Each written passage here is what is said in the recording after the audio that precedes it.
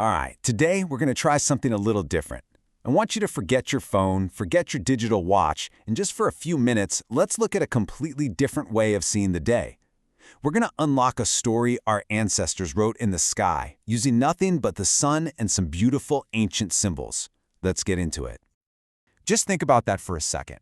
What if, instead of seconds and minutes, each part of the day was a picture, a feeling, a specific quality of light that had its own meaning and its own purpose? Well, that's exactly how ancient Chinese culture saw it, not as some abstract number, but as a journey you could actually see and feel. So the main idea we're digging into here is a kind of visual clock, one built entirely out of light and shadow. The ancient Chinese characters for different times of day weren't just labels. They were part of a complete system that tracks the sun's journey and, more importantly, gave a rhythm to life itself. And that right there is the key. This isn't just a random list of words for morning or night. It's this incredibly sophisticated, step-by-step map that tells the story from the very first glimmer of dawn all the way to total darkness. It was a guide for when to work and when to rest.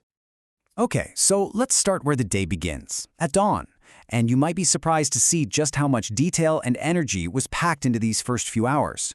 For the ancients, the morning wasn't just one thing. It was this period of intense energy and quick changes, and every single moment was carefully watched and given a name. Just look at how this progresses. It's so logical. It starts with a purely astronomical event. Done. That's the sun just peeking over the horizon. Then we get to Cháo, a really special moment we'll get back to.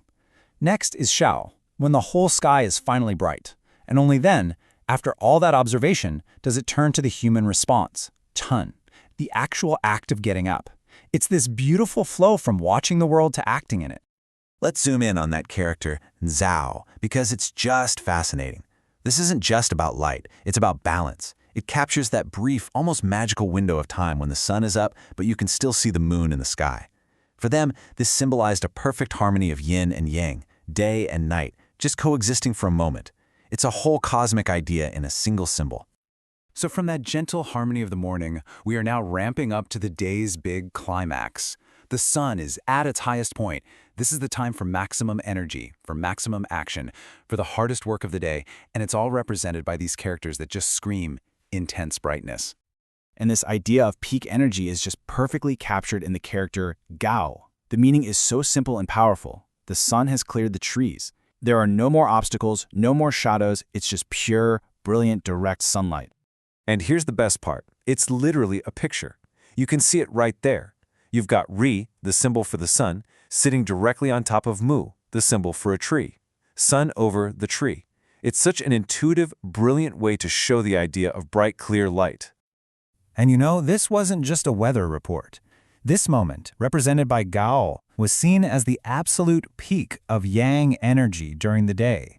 This was the time for the hardest labor, the most intense activity. The light in the sky was basically a direct instruction for how you should be using your energy on the ground. But of course, no peak lasts forever. And the afternoon, well, it's not just the day ending. In this system, it's a time of subtle change, with its own unique kind of beauty. This is where the ancients found something profound, not in blinding brightness, but in the art of fading. So the very first clue that the day's energy is starting to shift comes with this character, Xie. It simply means the sun is now tilting towards the west. It's a purely physical observation, but it acts as this huge warning sign. The peak is over. It's time to start thinking about winding down. And now we come to what might be my favorite character in this entire cycle, Yao. See, this isn't just about the sun's position anymore. It's about the quality of the light. It describes that deep, obscure, kind of mysterious light you get after the sun has already dropped below the tree line. And check out this beautiful symmetry. Just like the character from midday, Gao, this one is also made of the sun, Zhi, and the tree, Mu. But here, the position is totally reversed. The sun is now under the tree, which visually shows us that the light has become obscured. It's being filtered. When you see these two side by side, you really get the genius of this system. On the left, you have Gao, sun over tree. That means brilliant light, maximum action, go time. On the right, you have Yao, sun under tree, obscure light, time to wind down. Just by flipping the position of one element, the meaning completely shifts from peak power to deep mystery.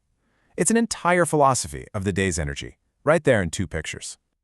This quote just nails it. The character Yao shows us that the ancients didn't just see the afternoon as a decline. They found this deep, philosophical beauty in that fading, in-between light. It was a time for contemplation and thought, not just the end of the workday.